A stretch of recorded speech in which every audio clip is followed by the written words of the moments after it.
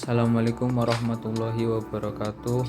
Selamat pagi semuanya. Perkenalkan, nama saya Muhammad Rizky Firjawan.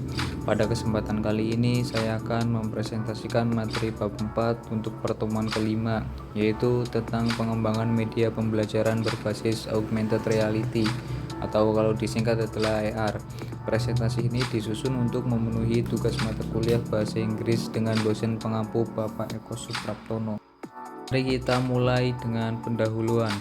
Pada pertemuan ini fokus utama kita adalah memahami bagaimana proses pengembangan media AR.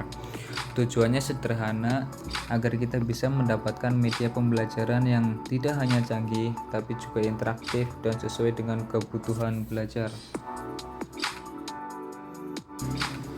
Sebenarnya apa itu media AR?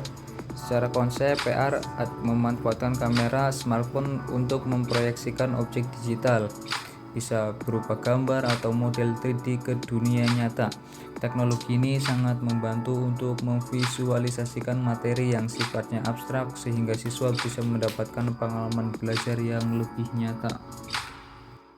Selanjutnya adalah tahapan pengembangan AR. Dalam mengembangkannya kita tidak bisa sembarangan. Ada 6 tahapan sistematis yang harus dilalui. Mulai dari yang pertama adalah analisis kebutuhan, yaitu menentukan materi yang cocok untuk divisualisasikan. Kemudian perencanaan desain, merancang alur media dan antarmuka atau UI. Yang ketiga, pembuatan marker, membuat pemicu visual trigger yang kontras. Kemudian pembuatan objek 3D, yaitu modeling objek menggunakan software atau Blender. Yang kelima, integrasi sistem, yaitu menggabungkan aset di Unity 3D dengan Vuforia. Kemudian yang terakhir adalah pengujian atau testing, yaitu uji coba fungsi dan deteksi marker. Kita masuk ke tahap pertama, yaitu analisis kebutuhan. Penting untuk diingat bahwa tidak semua materi cocok untuk dijadikan AR.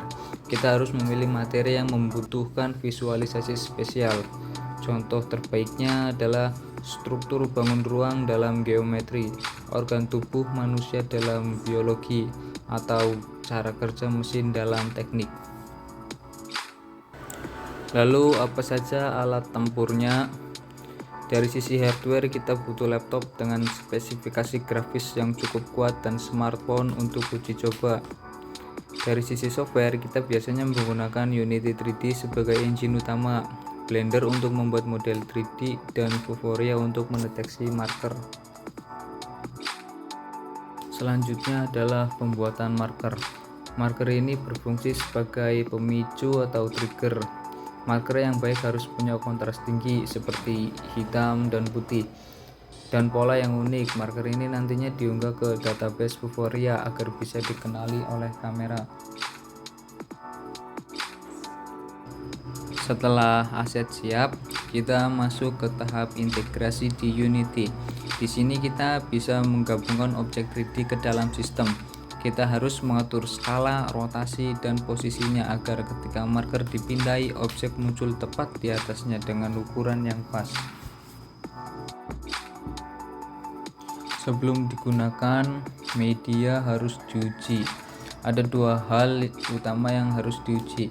Yang pertama adalah uji pencahayaan, yaitu memastikan marker dapat terdeteksi dalam kondisi cahaya terang maupun redup.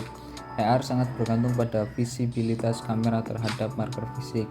Yang kedua ada uji fungsionalitas, yaitu memastikan objek 3D muncul sesuai desain, animasi berjalan lancar, dan tidak ada gangguan teknis seperti lag atau jitter.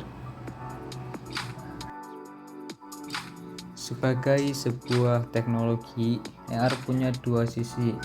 Yang pertama di sisi kelebihan dan juga sisi kelemahan.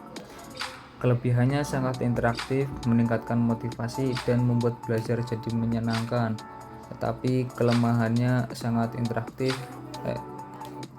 kelemahannya pembuatannya butuh skill teknis, coding atau desain, dan sangat bergantung pada spesifikasi HP serta kondisi cahaya. Yang terakhir adalah kesimpulan. Sebagai penutup, pengembangan media AR adalah perpaduan antara pedagogi dan teknologi.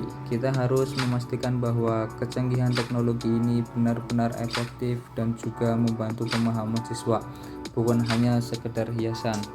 Sekian presentasi dari saya. Mohon maaf bila ada kekurangan. Wabillahi taufiq wal hidayah. Assalamualaikum warahmatullahi wabarakatuh.